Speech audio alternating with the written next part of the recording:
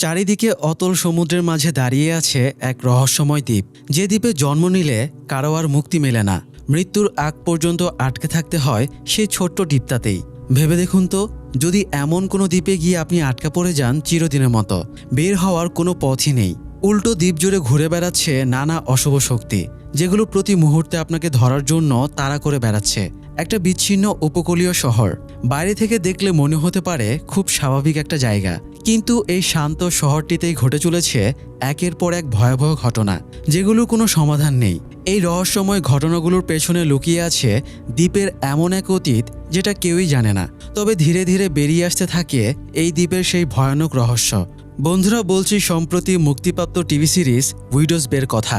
আমাদের আজকের গল্পে এমন সব রহস্য আর টুইস্ট আছে যা আপনি কল্পনাও করতে পারবেন না।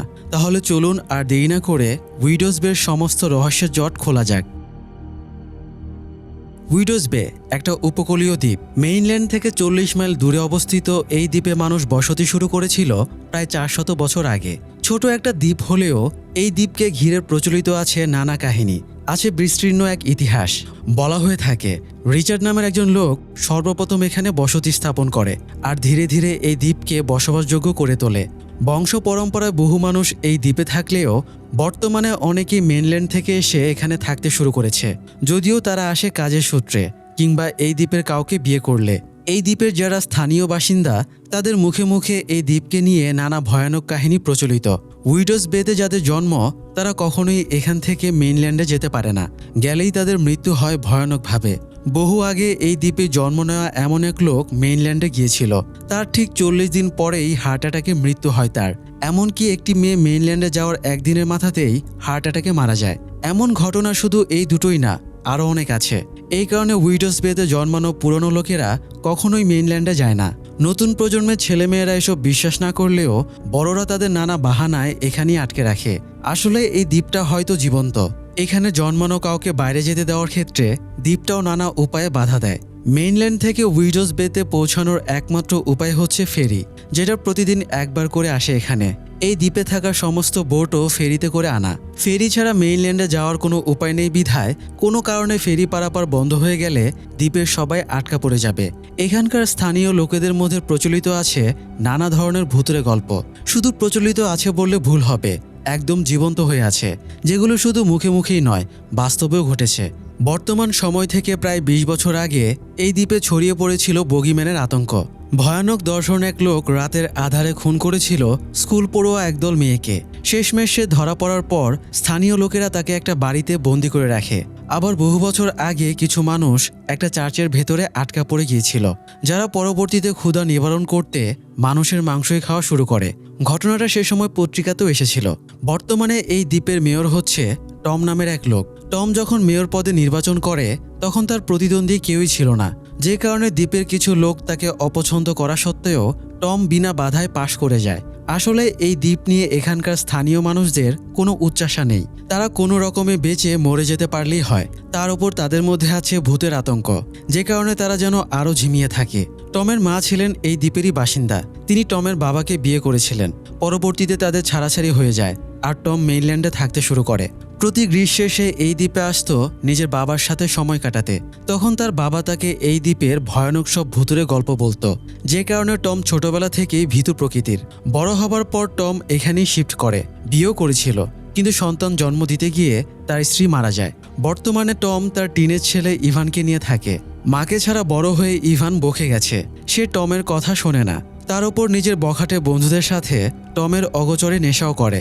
টমের বর্তমানে একমাত্র উদ্দেশ্য এই দ্বীপটাকে পৃথিবীর চোখে নিয়ে আসা, যাতে অন্যান্য বিখ্যাত দ্বীপের মতোই উইডোজ বে গোছালো একটা দ্বীপ হয়ে ওঠে। আর প্রতি গ্রীষ্মে এখানে ট্যুরিস্ট আসতে শুরু করলে এখানকার অর্থনীতিও সচল হয়। উইডোজ বেকে নিয়ে টমের এই স্বপ্ন সমর্থন করে না স্থানীয় অনেক বয়োজ্যেষ্ঠ লোকই। তাদের ধারণা এই দ্বীপ থেকে মানুষ যত দূরে থাকবে ততই নিরাপদ। তবে টম এসবে মোটেও বিশ্বাস করে না। সে এদের বিরুদ্ধে গিয়েই দ্বীপের জন্য কিছু একটা করার চেষ্টা করছে। টমকে কাজে সাহায্য করার জন্য টাউন হলে কিছু লোক আছে, তার মধ্যে প্যাট্রিশিয়া নামের এক মেয়ে টমের অ্যাসিস্ট্যান্ট। প্যাট্রিশিয়া এই দ্বীপেরই মেয়ে। ছোটবেলায় তার ক্লাসের মেয়েদের ওপরেই বগিম্যান অ্যাটাক করেছিল। প্যাট্রিশিয়াকেও বগিম্যান অ্যাটাক করেছিল, তবে সে কোনোভাবে বেঁচে যায়। এই ঘটনায় প্যাট্রিশিয়া ট্রমাটাইজড হয়ে গিয়েছিল। যদিও তার ক্লাসের অন্যরা সহ দ্বীপের আরও অনেকেই তাকে বগিম্যানের অ্যাটাক করার কথা বিশ্বাস করে না, কারণ বগিম্যান যাদের অ্যাটাক করেছে তারা কেউই বেঁচে ফিরতে পারেনি। এমন কথাবার্তা বলার কারণেই প্যাট্রিশিয়ার কোনো বন্ধু তৈরি হয়নি। বর্তমানে তার 40 বয়স, অথচ বিয়ে কিংবা বয়ফ্রেন্ড কিছুই হয়নি। কাজ থেকে বাড়ি, বাড়ি থেকে কাজ, এভাবেই বোরিং লাইফ কাটছে তার। টাউন হলে মেয়রের সাথে ডেল নামের আরও একজন কাজ করে। তাছাড়া রোজমেরি আর রুথ নামের 2 বয়োজ্যেষ্ঠ মহিলাও এখানে কর্মরত ছিল। এদের মধ্যে রুথ ছিল একেবারেই বয়স্ক। সে কোনো কাজই ঠিকমতো করতে পারত না। বয়স্ক হওয়ায় কাজ করতে না পারা সত্ত্বেও তাকে এখানে কাজে রাখা হয়েছিল। টম উইডোজ বেকে পৃথিবীর সামনে নিয়ে আসতে একটা প্ল্যান করে। এই কারণে আমেরিকার বিখ্যাত পত্রিকা নিউ ইয়র্ক টাইমসের একজন রিপোর্টারকে সে ইনভাইট করে, যাতে এই রিপোর্টার এলে তার মধ্যে উইডোজ বের প্রতি একটা পজিটিভ মেন্টালিটি তৈরি করা যায়। আর উইডোজ বে সম্বন্ধে ভালো সংবাদ নিউ ইয়র্ক টাইমসের মতো পত্রিকায় এলে অসংখ্য মানুষ সেটা পড়ে এখানে ঘুরতে আসবে। পত্রিকা অফিস থেকে যেদিন এই রিপোর্টারের আসার কথা ছিল তার আগের দিন রাতে সমুদ্রে কুয়াশার মতো তৈরি হয়। এতে সমুদ্রে বোটে থাকা শেপ নামের একজন লোক নিখোঁজ হয়ে যায়। শুধু তাই নয়, সেই রাতে উইডোজ বে উচ্চমাত্রার ভূমিকম্পে কেঁপে ওঠে। ঘুমের মধ্যে ভূমিকম্পে হুড়মুড় করে জেগে ওঠে টম। এরপর দ্রুত ইভানের রুমে যায় সে ঠিক আছে কিনা চেক করতে। গিয়ে দেখে ইভান রুমে নেই। আসলে ইভান তখন বন্ধুদের সাথে বাইরে ছিল আর টমকে না বলে গিয়েছিল। পরদিন সকালে টম দ্রুত টাউন হলে যায়। গিয়ে সবাইকে বুঝিয়ে বলে রিপোর্টার এলে কিভাবে কি করতে হবে, যাতে রিপোর্টারের মনে উইডোজ বের প্রতি ভালো ইমপ্রেশন তৈরি হয়। আগের রাতে দুর্যোগের কারণে দ্বীপের বিদ্যুৎ সংযোগ চলে গিয়েছিল, যে কারণে স্থানীয় একমাত্র ক্যাফের মালিক ওয়েন ক্যাফে বন্ধ করে দেওয়ার কথা বলে, কারণ ক্যাফের খাবার নষ্ট হয়ে যাচ্ছিল। টম ক্যাফের মালিক ওয়েনকে যে করেই হোক ক্যাফে খোলা রাখতে বলে, কারণ রিপোর্টার এসে যদি দেখে উইডোজ বেতে সামান্য ক্যাফে পর্যন্ত নেই তাহলে সে ভাববে এই দ্বীপটা পর্যটক আসার যোগ্য নয়। কথা বলতে বলতেই টম খেয়াল করে সেদিন ফেরি নির্দিষ্ট সময়ের আগেই চলে গেছে। সে তখন তাড়াতাড়ি ঘাটে যায়। গিয়ে শোনে রিপোর্টারকে এখানকার হিস্টোরিক্যাল সোসাইটিতে পাঠিয়ে দেওয়া হয়েছে। রিপোর্টার আসার বিষয়ে টম খুব এক্সাইটেড ছিল। সে দ্রুত হিস্টোরিক্যাল সোসাইটিতে পৌঁছায়, কারণ এখানে এই দ্বীপের ইতিহাসের সাথে কানেক্টেড অনেক কিছুই আছে, যেগুলো আসলে কোনো ভালো স্মৃতি নয়। টম চাইছিল না দ্বীপের খারাপ দিকগুলো রিপোর্টারের সামনে আসুক। যে রিপোর্টার এখানে এসেছে তার নাম আর্থার, আর এই হিস্টোরিক্যাল সোসাইটির দায়িত্বে ছিল জেরি নামের এক মহিলা। জেরি আর্থারকে কোনো রাগঢাক না করেই উইডোজ বের ইতিহাস বলছিল। টম গিয়ে তাকে থামিয়ে দেয়, তবে আর্থারের এসবের প্রতি ইন্টারেস্ট ছিল ঠিকই। আর্থারের সামনে নেগেটিভ দিক তুলে ধরতে না চাওয়া সত্ত্বেও সে এই দ্বীপের ক্যানিবালিজম অর্থাৎ মানুষের মাংস খাওয়ার ব্যাপারটা জেনে যায়, কারণ সে নিউজটা বড় ফ্রেমে বাধাই করে এই হিস্টোরিক্যাল সোসাইটিতে টাঙানো ছিল। টম আর্থারকে হিস্টোরিক্যাল সোসাইটি থেকে নিয়ে বেরিয়ে আসে। সেদিন রাতে তার সাথে খাওয়ার জন্য আর্থারকে সে ইনভাইট করে। এরপর টম টাউন হলে ফিরে গিয়ে এখানে কর্মরত সবাইকে নিয়ে মিটিংয়ে বসে। তাদের নির্দেশ দেয় আর্থারকে শুধু এমন সব জায়গায় ঘুরিয়ে দেখাতে যেগুলোর সাথে কোনো ভুতুড়ে মিথ জড়িত নেই। তারা মিটিং করছিল, এমন সময় জোর করেই সেখানে প্রবেশ করে উইক নামের এক লোক। উইক এই দ্বীপের একজন বাসিন্দা, যে দ্বীপের সমস্ত মিথে বিশ্বাস করে। সে এসেই বলে বহু বছর আগে সমুদ্রে কুয়াশা আর ভূমিকম্পের মাধ্যমে দ্বীপ জেগে উঠেছিল। সে সময় অনেক মানুষ নিখোঁজ হয়ে যায়, প্লেগ রোগ ছড়িয়ে পড়ে আর ভুতুড়ে নানান ঘটনা ঘটে। এবারও তেমন কিছুই হবে, আর শেপের নিখোঁজ হওয়ার মাধ্যমেই সেটা শুরু হয়ে গেছে। তখন হঠাৎ করে মানুষের চোখ সাদা হয়ে যেত, এরপর তারা পাগলাটে আচরণ শুরু করত। সেরকম কিছু আবার হওয়ার আগেই যেন টম এখানকার ইমার্জেন্সি সাইরেন বাজিয়ে মানুষকে সতর্ক করে দেয়। টম এসবে বিশ্বাস করে না আর উইককে বেরিয়ে যেতে বলে। এমন সময় দ্বীপের শেরিফ বেশিরের কল আসে। টম তার সাথে কথা বলে সবাইকে জানায় শেপকে খুঁজে পাওয়া গেছে।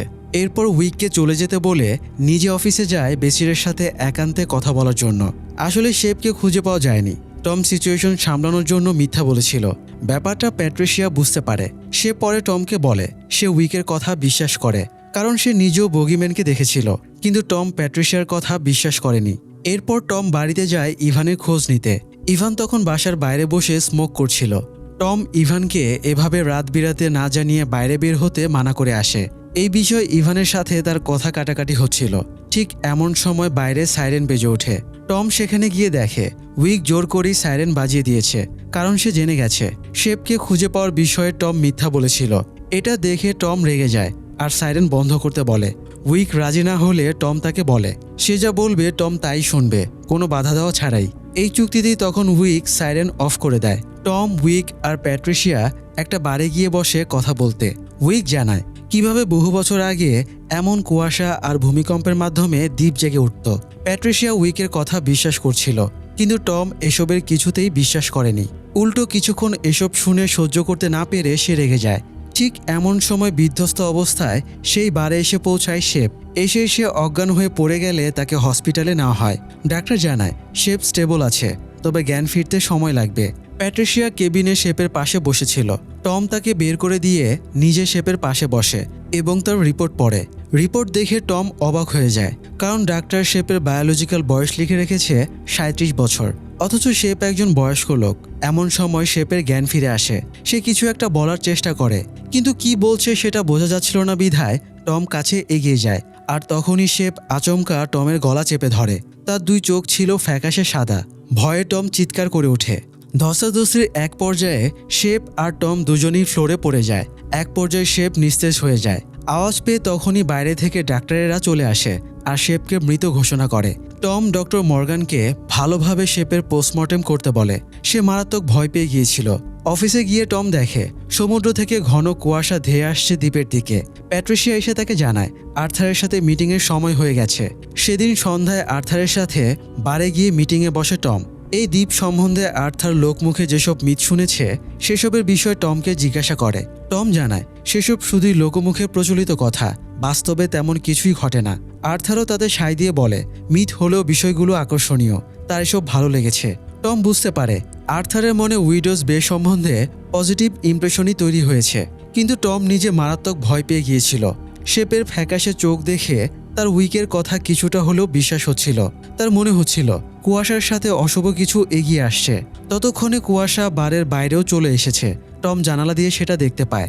এমন সময় হঠাৎ বিদ্যুৎ চলে গেলে তার সেই ভয়টা যেন বাস্তবে রূপ নেয়। বিদ্যুৎ চলে যাওয়ার পর দুজন লোক বার থেকে বের হতে চাইলে টম তাদের আটকে দেওয়ার চেষ্টা করে, কুয়াশায় অশুভ কিছু আছে বলে। তার এমন আচরণে বারের সবাই অবাক হয়ে যায়। তবে কিছুক্ষণ পরেই বিদ্যুৎ চলে এলে টম বুঝতে পারে সে কত বড় বোকামিনা করেছে। রাত গভীর হলে আর্থার সহ বারের সবাই বেরিয়ে যায়। টম বের হয় সবার শেষে। নিজের করা সেই বোকামির জন্য তার তখনও আফসোস হচ্ছিল। যাই হোক, পরদিন নিউ ইয়র্ক টাইমস পত্রিকায় আর্থার উইডোজ বে দ্বীপ সম্বন্ধে একটা আর্টিকেল প্রকাশ করে। আর্টিকেলের পাশে বড় করে এখানকার মেয়র টমের ছবি ছাপা হয়। আর্টিকেলে সে উইডোজ বেকে মার্থাস ভিনিয়ার্ড নামের বিখ্যাত একটা দ্বীপের সাথে তুলনা করে। টম ঠিক এমনই একটা আর্টিকেল চেয়েছিল উইডোজ বে সম্বন্ধে, যাতে এই সিজনে ট্যুরিস্টরা উইডোজ বে সম্বন্ধে জানতে পারে আর এখানে বেড়াতে আসে। এই আর্টিকেলটা প্রকাশ হওয়ার পর আনন্দে টমের আগের দিনের সমস্ত ভয় কেটে যায়। সে প্যাট্রিশিয়াকে নিয়ে বের হয়ে দ্বীপের মেইন সব জায়গা ঘুরে দেখছিল, কারণ কিছুদিন পরেই ট্যুরিস্ট আসতে শুরু করবে। তার আগেই যাতে সবকিছু ঠিকঠাক করা হয়ে যায়। এ সময় হঠাৎ তার কাছে কল আসে এখানকার একমাত্র হোটেল ইন থেকে। উইডোজ বেতে ট্যুরিস্টদের থাকার মতো একমাত্র হোটেল হচ্ছে ইন। টম প্যাট্রিশিয়াকে নিয়ে সেখানে গিয়ে দেখে উইক হোটেলটা বন্ধ করে দেওয়ার চেষ্টা করছে। সে দরজায় কাঠ আটকে দেওয়ার চেষ্টা চালাচ্ছে, যাতে কেউ ভেতরে প্রবেশ করতে না পারে। উইক চাইছিল না এখানে ট্যুরিস্টদের আনাগোনা শুরু হোক, বিশেষ করে হোটেল ইনে, কারণ এই হোটেল নিয়েই সবচেয়ে বেশি ভূতুরে গল্প প্রচলিত ছিল। হোটেল ইনের ম্যানেজার ছিল কার্ট। সে উইককে থামানোর চেষ্টা করছিল। ততক্ষণে হোটেলের বাইরে ভিড় জমে গেছে। টম এসে উইককে থামানোর চেষ্টা করে। উইক কোনোভাবেই না থামলে তাকে শেরিফ বেশিরের হাতে তুলে দেওয়া হয় জেলে ভরে রাখার জন্য। টম ঘোষণা দিয়ে আসে হোটেল ইন খোলা থাকবে আর পর্যটকও এখানে আসবে। এরপর দুপুরের দিকে সে ওয়েনের রেস্টুরেন্ট কাম বারে যায় ইভান আর নিজের জন্য খাবার কিনতে। সেখানেই তার দেখা হয় প্রিস্ট ব্রাইসের সাথে। টম ব্রাইসকে রাতে চার্চের দরজা লক করে রাখতে বলে, কারণ কেউ রাতে চার্চের বেল বাজায়। টমের ধারণা ইভানের মতো দুষ্টু ছেলেরাই এই কাজ করে।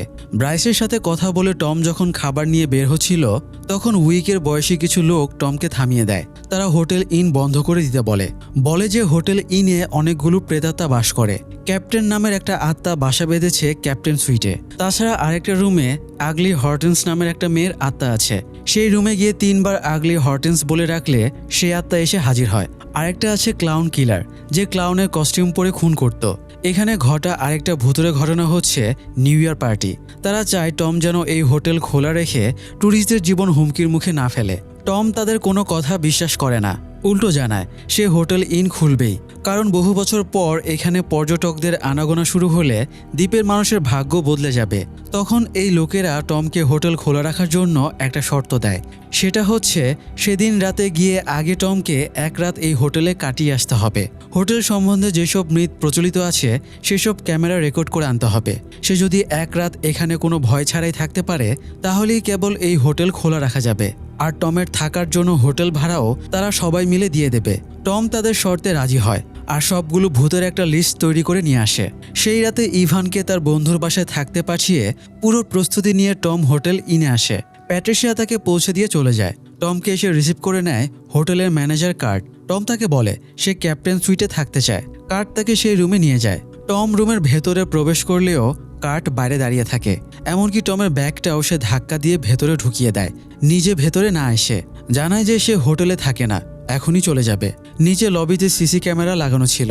কার্ট টমকে পরে গিয়ে সেখানে রাখা একটা খাতায় এন্ট্রি স্বাক্ষর করে আসতে বলে। কার্ট চলে যাওয়ার পর টম টিভি অন করে দেয়। টিভিতে একটা লোক ক্যামেরার সামনে এসে উইডোজ বে ঘুরিয়ে দেখানোর কথা বলে হাঁটতে শুরু করে, কিন্তু ক্যামেরা সেখানেই স্থির হয়ে দাঁড়িয়েছিল। এমন সময় রুমের মধ্যে লাইট হাউসের আলো এসে লাগলে টম গিয়ে জানালার পর্দা টেনে দেয়। এরপরে সে লবিতে গিয়ে স্বাক্ষর করে আর একটা ড্রিঙ্ক নিয়ে খেতে থাকে। সেখানে একটা শেলফে অনেকগুলো বই আর বোর্ড গেম রাখা ছিল। সেগুলো হাতে নিয়ে দেখে সে। কিছুক্ষণ পর রুমে এসে দেখে জানালার পর্দা খোলা। সে আবারও পর্দা লাগিয়ে দেয়। এরপর ক্যামেরা হাতে নিয়ে ঘুরে ঘুরে ভূতের সব রুমে গিয়ে রেকর্ড করতে থাকে। তবে কোথাও কোনো ভূতের দেখা মেলে না। বেসমেন্টের টানেলের ভেতরে ক্লাউন কিলার ভূতের কথা বলা ছিল, তবে জায়গাটা নোংরা আর নিচু হওয়ায় টম আর সেখানে যায় না। আবারও রুমে এসে সে ইভানের বন্ধুর বাসায় কল দিয়ে ইভানের খোঁজ নেয়। এমন সময় সে বাথরুমের সিঙ্কের ভেতর থেকে নিউ ইয়ার পার্টির আওয়াজ পায়। বাইরে করিডোরেও কেউ যেন হাঁটছিল। টম ভয়ে ভয়ে সেখানে গিয়ে লাইট অন করে দেয়। পাশের রুম থেকে আরেকটা লোক বেরিয়ে আসে, যার নাম উইলিয়াম। সে জানায় সেও হোটেলে রাত কাটাচ্ছে। টম ভাবে হয়তো এই লোকেরই পায়ের আওয়াজ পাওয়া যাচ্ছিল, তাই সে আবারও রুমে চলে আসে। রুমে এসে টিভি অন করে দিলে টিভির লোকটা ভয়ানক রূপে ধীরে ধীরে আরও সামনে চলে আসে আর আচমকা টিভি ফিউজ হয়ে বন্ধ হয়ে যায়। ভয়ে টম চিৎকার করে উঠলে পাশের রুম থেকে উইলিয়াম সেটা শুনতে পায়। এরপরে তারা দুজনে মিলে লবিতে গিয়ে বসে বসে ড্রিঙ্ক করছিল আর গল্প করছিল। টম উইলিয়ামকে জানায় সে কিভাবে এখানে এসেছে আর মেয়র হয়েছে। উইলিয়ামও জানায় সে একটা কাজে এই দ্বীপে এসেছে। গল্প করতে করতেই টম যখন উইলিয়ামকে বলে সে এখানে রাত কাটাতে এসেছে শুধু এটা প্রমাণ করতে যে এখানে কোনো ভূত নেই, আর এখন পর্যন্ত কোনো ভূতই তার চোখে পড়েনি। এই কথা শুনে উইলিয়াম বলে ভূত থাকলেও সেগুলো বহুকাল আগেই নিশ্চিহ্ন হয়ে গেছে। অনেকক্ষণ ড্রিঙ্ক করার পর লোকটা উঠে চলে যায়। ড্রাঙ্ক অবস্থায় লোকটা ভায়োলেন্স টাইপ কথাবার্তাও বলছিল। উইলিয়াম চলে গেলে এতক্ষণ কথা বলে টমের মনে আবারও সাহস ফিরে আসে। সে বেসমেন্টের সে টানেলের ভেতরে যায় ক্লাউন কিলার ভূত যে নেই সেটা প্রমাণ করতে। এমন সময় টানেলের মুখ থেকে তার দিকে ভেতরে এগিয়ে আসে উইলিয়াম, কিন্তু এবারে তার মুখে ক্লাউনের মুখোশ ছিল। টম ভয় পিছাতে পিছাতে দেয়ালে পিঠ ঠেকিয়ে ফেলে। পাশে তাকিয়ে সে একটা পুরাতন ডেড বডি দেখে, যেটা কিনা তার নিজেরই। ক্লাউনটা তাকে ধরেই ফেলবে। এমন সময় তার ঘুম ভাঙে। তখন সকাল হয়ে গেছে। টম বেশিরকে ডেকে আনে। বেশির আর কার্ট মিলে খুঁজেও উইলিয়াম নামের লোকটাকে পায় না। কার্ট জানায় সেই রাতে শুধু টম নিজেই ছিল এই হোটেলে। শুধু তাই নয়, সিসিটিভি ফুটেজে দেখা যায় টম লবিতে বসে একা একাই ড্রিঙ্ক করছে আর গেম খেলছে আর অদৃশ্য কোনো লোকের সাথে কথা বলছে। এমন সময় সেখানে উইক চলে আসে। এক রাত জেলে থাকার পরে সে ছাড়া পেয়েছে। উইক জানায় এই উইলিয়ামই মূলত ক্লাউন কিলার উইলি, যার দেখা টম পেয়েছে। এটা শুনে কার্ট সেটা অস্বীকার করে আর জানায় যে যাই বলুক সে হোটেল খোলা রাখবেই। তখন উইক কার্টকে বলে তার যদি এত সাহস থাকে তবে ক্যাপ্টেন সুইটের ভেতরে প্রবেশ করে দেখাক। মনে মনে ভয় পেলেও কার্ট এই শর্ত মেনে নেয়। কার্ট, উইক, টম আর বেশির ক্যাপ্টেন সুইটের কাছে যায়। কার্টকে রুমের ভেতরে দিয়ে বাইরে থেকে 10 সেকেন্ডের জন্য দরজা লক করে দেওয়া হয়। 10 সেকেন্ড পরে দরজা খুলে দেখা যায় কার্ট ভয় পেয়ে আছে। সে জানায় তার ক্ষুধা লেগেছে। উইক তখন বলে মাত্র 10 সেকেন্ডেই তার ক্ষুধা কিভাবে লেগে গেল। কার্ট এরপরও স্বীকার করে না যে এখানে অদ্ভুত কিছু আছে। এই কারণে তাকে আরও 30 সেকেন্ডের জন্য রুমের ভেতরে প্রবেশ করিয়ে দরজা লক করে দেওয়া হয়। এবার দরজা খুলে দেখা যায় পুরো রুমটাই কোনোভাবে এলোমেলো হয়ে আছে, যদিও কার্ট জানায় না ভেতরে তার সাথে কি হয়েছে। পরদিন এখানে ট্যুরিস্ট আসা শুরু হওয়ার কথা। বেশিরের কথা মতো হোটেলের ক্যাপ্টেন সুইট বন্ধ করে দেওয়া হয়, তবে বাকিগুলো খোলা থাকে। আর টমও হোটেল থেকে চলে আসে। যত যাই হোক, উইডোজ বেতে ট্যুরিস্টদের আসার ব্যাপারটা অব্যাহত থাকে। তবে কি এবার আরও ডেঞ্জারাস কিছু ঘটতে চলেছে? যাই হোক, পরদিন থেকে উইডোজ বেতে পর্যটকের আনাগোনা শুরু হয়। নিউ ইয়র্ক টাইমসে উইডোজ বে নিয়ে আর্টিকেল প্রকাশ হওয়ার কারণে এবারে যে পরিমাণ পর্যটক এসেছে, এর আগে কখনোই এত পর্যটক আসেনি। নিজের ইচ্ছা পূরণ হওয়ায় টম খুব খুশি ছিল। সে ঘুরে ঘুরে সবকিছু দেখছিল। ড্রাইভ করে যাওয়ার সময় পথে সে একটা মেয়েকে দাঁড়িয়ে থাকতে দেখে। মেয়েটার নাম মারিসা। সে নিজেও পর্যটক। ম্যাপের সাথে মিলিয়ে ঘুরে ঘুরে সে দ্বীপটা দেখছিল।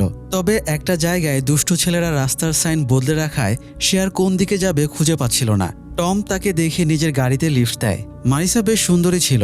টম নিজেও তার সৌন্দর্যে বিগলিত হয়ে যায়। উইডোজ বেতে একটা নিয়ম আছে, গ্রীষ্মে এখানকার নেতাকে সবার আগে সমুদ্রে নেমে সাঁতার কাটতে হবে, শুধু এটা প্রমাণ করার জন্য যে সমুদ্র আসলে নামার জন্য সেফ। সেটা নিয়ে প্রোগ্রাম ছিল পরদিন সকালে।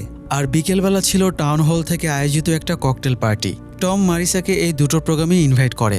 মারিসা জানায় সে আসবে, আর টমকেও সেদিন সন্ধ্যায় বারে তাদের একটা প্রোগ্রামে নিমন্ত্রণ করে। মারিসাকে পৌঁছে দিয়ে টম টাউন হলে চলে যায়। সেখানে গিয়ে ডেল আর প্যাট্রিশিয়াকে সে বলে ককটেল পার্টির আয়োজন যেন তারা ভালো মতো করে, কারণ সে একজনকে ইনভাইট করেছে। টম একটা মেয়েকে গাড়িতে লিফট দিয়েছে শুনে প্যাট্রিশিয়া আর ডেল দুজনেই জেলাস ফিল করে, কারণ তাদের কখনো কোনো অবস্থাতেই টম নিজের গাড়িতে লিফট দেয়নি। তো রুথ এসে টমকে জানায় মারিসা নামে একটা মেয়ে এসে তাকে খুঁজে গেছে। সেদিন সন্ধ্যায় টম বারে যায়, যেখানে মারিসা তাকে যেতে বলেছিল। কিন্তু দীর্ঘ সময় অপেক্ষা করার পরেও মারিসা আসে না। কি আর করার, টম বাড়িতে যাওয়ার উদ্দেশ্যে বেরিয়ে যায়। জঙ্গলের মাঝ দিয়ে চলে যাওয়ার নির্জন রাস্তায় টম হঠাৎ দূর থেকেই দেখে সামনে একটা বয়স্ক মহিলা যাচ্ছে। সে মহিলাকে লিফট দিতে চায়। কয়েকবার ডাকার পর বৃদ্ধ মহিলা ঘুরে তাকালে দেখা যায় সে ভয়ানক দেখতে। শুধু তাই নয়, বয়স্ক এই মহিলা তরুণদের মতোই দৌড়ে গাড়ির দিকে ছুটে আসতে থাকে। প্রচণ্ড ভয় পেয়ে টম গাড়ি ঘুরিয়ে নেয়। কিছু দূর গিয়ে গাড়ি থামিয়ে সে পেছনে তাকিয়ে দেখে মহিলাটা সেখানে নেই। এটা দেখে সে যেই না স্বস্তির নিঃশ্বাস ফেলবে, তখনই পাশ থেকে মহিলাটা এসে তার হাতে আঁচড় কেটে দেয়। মারাত্মক ভয় পেয়ে কোনো রকমে টম সেখান থেকে হসপিটালে আসে। আঁচড় লাগা জায়গা থেকে অনবরত রক্ত ঝরছিল। দেখে বোঝার উপায় ছিল না এটা মানুষের দেওয়া আঁচড় নাকি পশুর। এই অবস্থায় ডাক্তার মর্গান টমকে পরদিন সাঁতার কাটতে মানা করে, কিন্তু এটা তার মান সম্মানের ব্যাপার ছিল। সে শেরিফকে খোঁজ নিতে বলে কোনো পাগলাটে মহিলা নিখোঁজ হয়েছে কিনা, কিংবা ফেরিতে করে লুকিয়ে মেইনল্যান্ড থেকে চলে এসেছে কিনা। পরদিন সকালে সাঁতার কাটার প্রোগ্রামে যাওয়ার আগে টম যখন টাউন হলে যায়, তখন রোজমেরি এসে টমকে একটা ঘটনা বলে।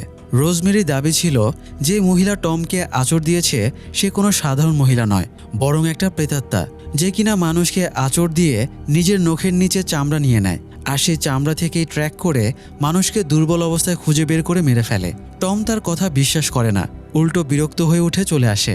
আর ডাক্তারের কথা অমান্য করে সোজা চলে যায় সমুদ্রে, যেখানে ট্যুরিস্ট সহ স্থানীয় মানুষেরা তার সাঁতার কাটার প্রোগ্রামের জন্য অপেক্ষা করছিল। টম গিয়ে দেখে তখনও মাইকে বিদ্যুৎ সংযোগই দেওয়া হয়নি। ব্যাটারি নিয়ে আসার কথা ছিল লাইট হাউসের দেখাশোনা করে যে গ্যারেট নামের লোকটার। গ্যারেট বৃদ্ধ মানুষ, তখন এসে পৌঁছায়নি। টম দূরবীন দিয়ে দেখে গ্যারেট লাইট হাউস থেকে সাইকেল নিয়ে রওনা দিয়েছে। কিছু দূর এসে সে আবার ফিরে যায়, কিছু একটা রেখে এসেছে বলে। দীর্ঘ প্রতীক্ষার পর বিদ্যুৎ কানেক্ট করে দেখা যায় মাইক নষ্ট। কি আর করার, টম খালি গলাতেই ভাষণ দেয়। এরপর পালা তার সাঁতার কাটার। সমুদ্রের পানিতে একটা জায়গায় চিহ্ন দিয়ে রাখা হয়েছে। টমকে সেই অবধি গিয়ে আবার ফিরে আসতে হবে। সেখানে পৌঁছানোর পর টম দেখে সেই বৃদ্ধ মহিলা ডুব দিয়ে তার দিকে এগিয়ে আসছে। টম দ্রুত সেখান থেকে সাঁতরে চলে আসে, তবে শেষ পর্যন্ত সেই মহিলা তার পা টেনে ধরে। কোনো রকমে ভয়ে ভয়ে সে তীরে যখন আসে, তখন তার পায়েও আঁচড়ের দাগ। এবার টমের কিছুটা হলেও বিশ্বাস হয়। সে এই বিষয়ে জানতে উইকের বাড়িতে যায়। উইক জানায় এই বৃদ্ধ মহিলা হচ্ছে হ্যাগ নামের প্রেতাত্মা। নাবিকদের মধ্যে আগে হ্যাগের বিষয়ে কথা প্রচলিত ছিল।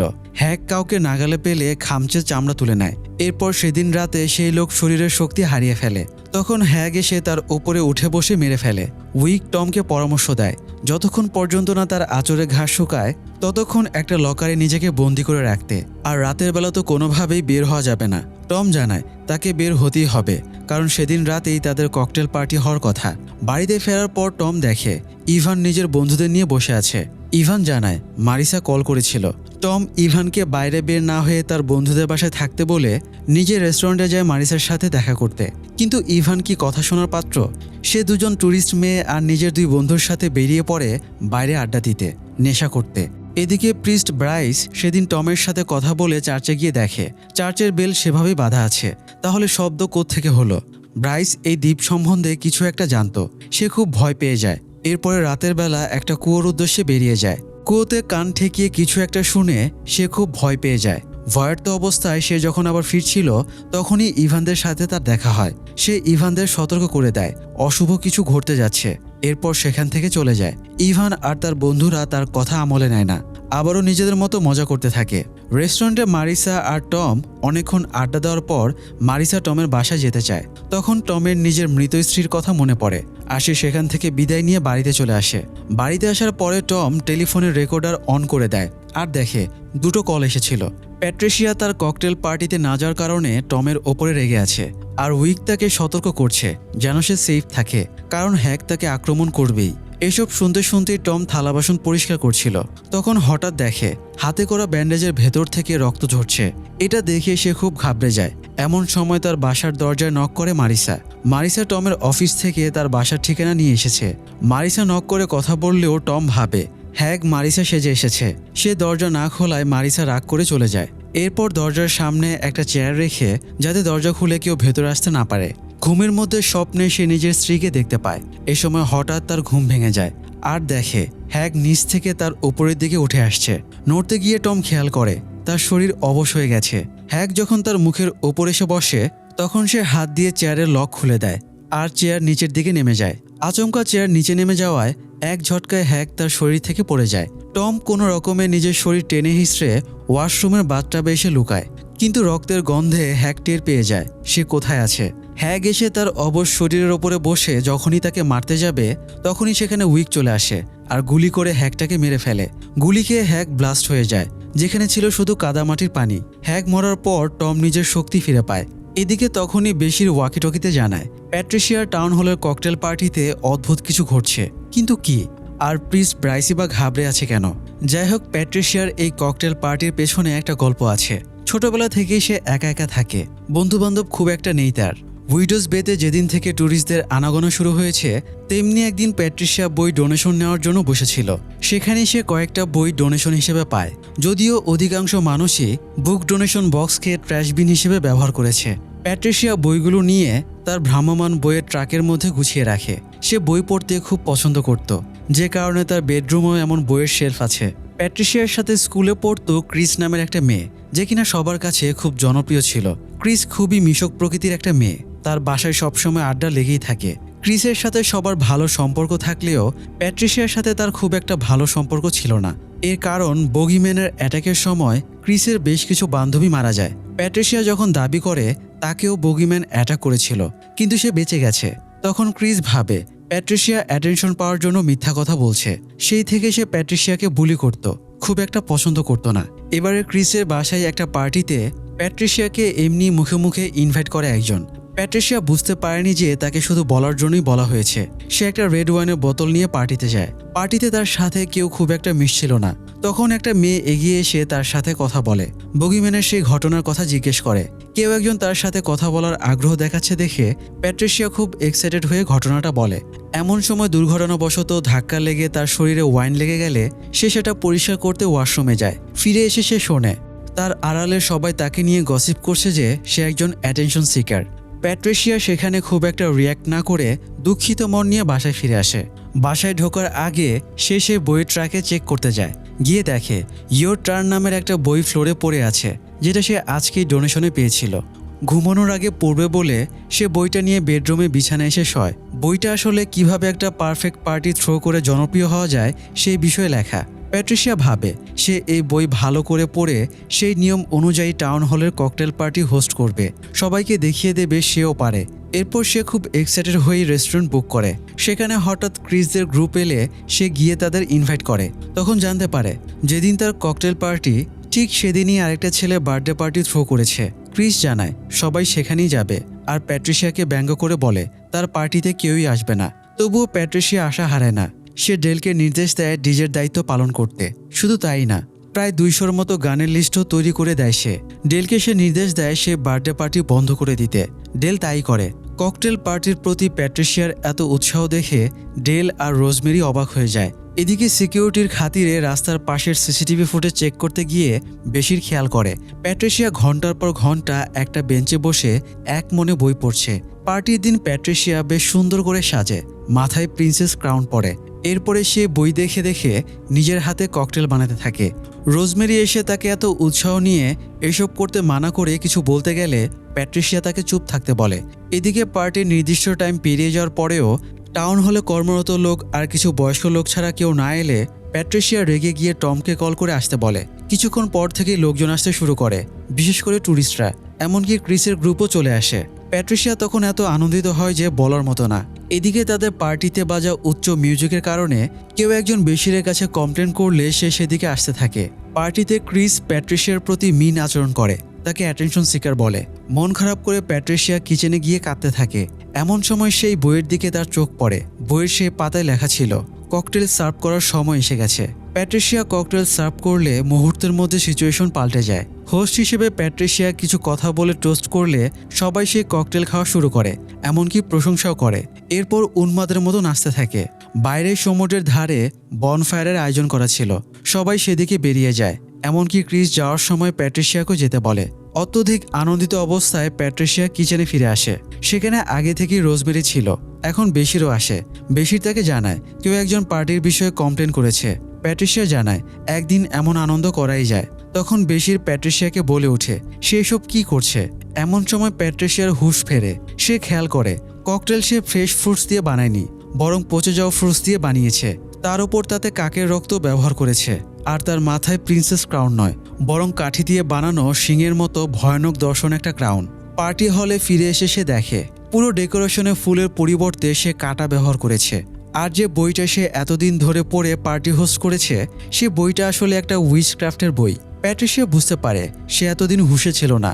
সে বাইরে বনফায়ারের কাছে এসে দেখে আগুনের ওপরে সে কাঠি দিয়ে বইয়ে আঁকা একটা মূর্তির মতো অবয়ব তৈরি করে রেখেছে। আর বইয়ে যেমন লেখা আর আঁকা আছে ঠিক তেমনি পার্টির সবাই সে উইচক্রাফট ককটেল খেয়ে সম্মোহিত অবস্থায় সমুদ্রে নেমে যাচ্ছে। প্যাট্রিশিয়া ডাকার পরেও তাদের হুঁশ ফেরে না। তখন সে বেশিরকে ডেকে আনে। বেশির এসেও যখন তাদের থামাতে পারছিল না, তখন সে ওয়াকি টকিতে ইমার্জেন্সি অ্যালার্ট দিয়ে দেয়। এদিকে প্যাট্রিশিয়া উপায় না পেয়ে সে উইচক্রাফটের বইটা আগুনে ফেলার চেষ্টা করেও পারে না। শেষে নিজের হাত সহ আগুনে ধরে রাখলে উত্তাপে একসময় বইটা তার হাত থেকে ছুটে যায়। বইটা পুড়ে যাওয়ার পর সবার আবার হোশ ফেরে। এদিকে প্যাট্রিশিয়াকে এমনিতে কেউ তেমন একটা পছন্দ করতো না, আর এখন তো আরও করবে না। নিজের এমন কাজে মর্মাহত হয়ে প্যাট্রিশিয়া রাস্তা ধরে হাঁটছিল। এমন সময় সেখানে গাড়ি নিয়ে এসে পৌঁছায় টম আর উইক। তারা ভাবে ক্রিস ব্রাইস হয়তো কিছু জানে, তাই তারা তার কাছে যাচ্ছে। প্যাট্রিশিয়াও তাদের সাথে যায়, কিন্তু ব্রাইসের অফিসে গিয়ে দেখে সে ফাঁসি দিয়ে সুইসাইড করেছে। কিন্তু কেন?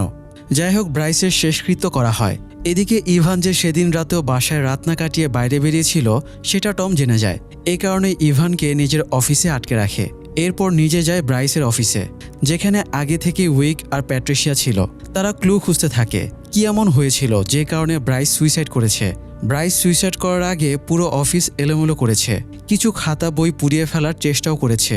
সেখান থেকেই একটা পৃষ্ঠা খুঁজে পায় উইক, কিন্তু তাতে কোনো লেখাই বোঝা যাচ্ছিল না। কাগজটা ছিল বহু পুরনো। এদিকে টম দেখে ব্রাইসের টেবিলে খোদাই করে লেখা মাই আইস আর ওপেন। এমনকি সেখানে একটা রুমালে পেঁচানো কিছু মাশরুমও ছিল। টম টেলিফোনের ডায়াল চেক করে দেখে মরার আগে ব্রাইস তাকে ছাড়া আরও একটা নম্বরে কল করেছিল। সেই নম্বরে কল করে ঠিকানা নিয়ে তারা তিনজন সেখানে যায়। এটা ছিল টড নামের একজন ড্রাগ ডিলারের ঠিকানা, যে নিজেকে সামান দাবি করে। টড প্যাট্রিশিয়ার সাথেই স্কুলে পড়তো। সে জানায় ব্রাইস মূলত এই মাশরুমটা নিতেই তার সাথে যোগাযোগ করত। মাশরুমটা শুধু এই দ্বীপেই পাওয়া যায়, আর এটা খেলে মানুষ চাইলে যেখানে ইচ্ছা সেখানে যেতে পারে। ব্রাইস এই দ্বীপের রহস্য উদ্ঘাটন করার জন্যই মূলত মাশরুমটা খেয়েছিল। এর আগেও একজন এই মাশরুম খেয়ে অনেক উল্টাপাল্টা জিনিস দেখেছিল, আর একই ছবি বারবার এঁকেছিল। টড একটা ছবিও বের করে দেখায়, অদক্ষ হাতে আঁকা একটা হাতের ছবি।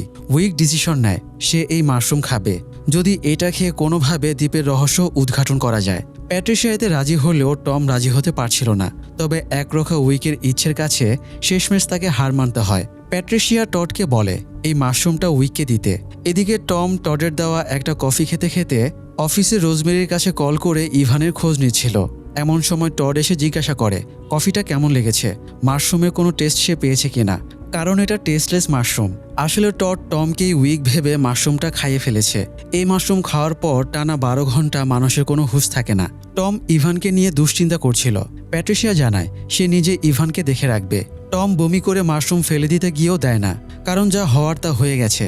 এখন রহস্য উদ্ঘাটন করা দরকার।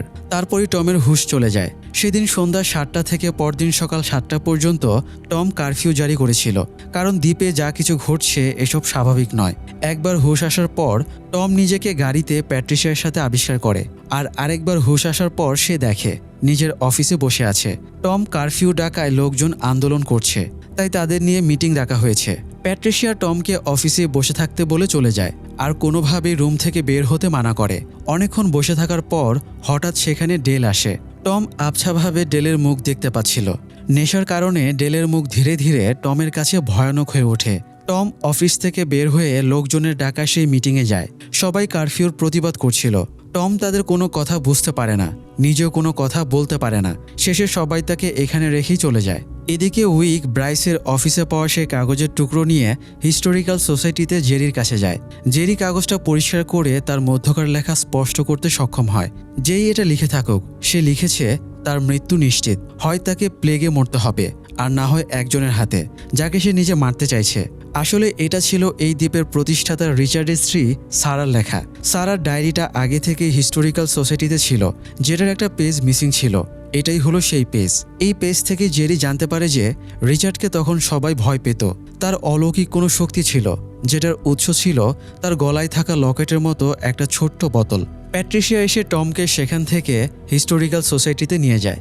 উইক, জেরি আর প্যাট্রিশিয়া ধারণা করে সেই লকেটটা উদ্ধার করলেই অনেকটা রহস্যের সমাধান হবে। এই দ্বীপটা এমন ভুতুড়ে কেন? উইক জানায় হয়তো রিচার্ডের সমাধিতে এখনও লকেটটা আছে। নেশার ঘরে টম কিছু বুঝে উঠতে পারছিল না। সে বারবার ইভানের কথা বলছিল।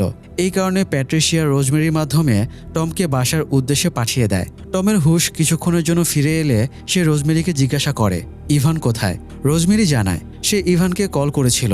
ইভান জানিয়েছে সে বাসাতেই আছে। টম বুঝতে পারে ইভান মিথ্যা কথা বলেছে, তাই সে রোজমেরিকে দ্রুত তাকে বাড়ি নিয়ে যেতে বলে। কিন্তু রোজমেরির কোনো তাড়া ছিল না। সে গ্যাস স্টেশনে গিয়ে সেখানকার স্টোরে জুয়া খেলছিল। যদিও নেশার ঘরে টম 2-1 বার ভেতরে গিয়ে উল্টাপাল্টা ভাঙচুর করে আসে। এদিকে ইভান আসলে বাসায় ছিল না। নিজের 2 বন্ধু আর 2জন ট্যুরিস্ট মেয়েকে নিয়ে সে সেই বগিম্যানের হাউসের বাইরে গাড়িতে বসে নেশা করছিল। এদের মধ্যে কেলি নামের একটা মেয়ের সাথে তার ভাব হয়েছে। ইভানের বন্ধু পিজে এই মেয়ে দুটোকে বগিম্যানের গল্প বলছিল। গল্প করতে করতে রাত হয়ে যায়। তখন পিজে ইভানকে ডেয়ার দেয়, সে যদি বগিম্যানের বাসার ভেতরে যেতে পারে তবেই তারা বুঝবে সে সাহসী। ইভান ডেয়ার অ্যাকসেপ্ট করে নেয়। যদিও বগিম্যানের বাসার কাছাকাছি যাওয়ার পর সে ভয় পাচ্ছিল। কথিত আছে এই বাসার দরজা খুললেই আবার বগিম্যান বেরিয়ে আসবে, তাই এই বাসার আশেপাশে কেউ আসতো না। সৌভাগ্যক্রমে ভয়ে ভয়ে ইভান যখন দরজা খুলতে যাবে তখন সেখানে বেশি চলে আসে আর ইভানকে বন্ধুদের নিয়ে বাড়ি চলে যেতে বলে। ইভানও বাহানা পেয়ে যায় যে শেরিফ চলে আসার কারণে সে বগিম্যানের বাসার ভেতরে যেতে পারেনি।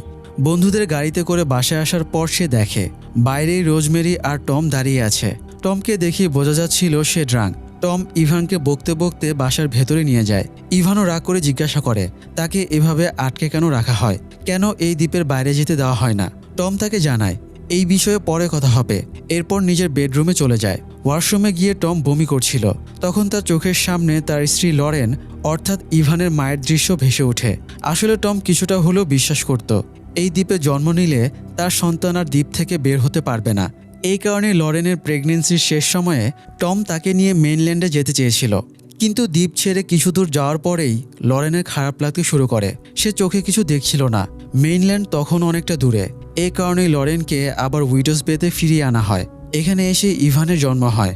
ইভানের জন্মের পরেও 2 বছর পর্যন্ত লরেন বেঁচে ছিল, কিন্তু সে আর আগের মতো ছিল না। মানসিক ভারসাম্য হারিয়ে ফেলেছিল। এই কারণে তাকে পাগলাগারদেও রাখতে হতো।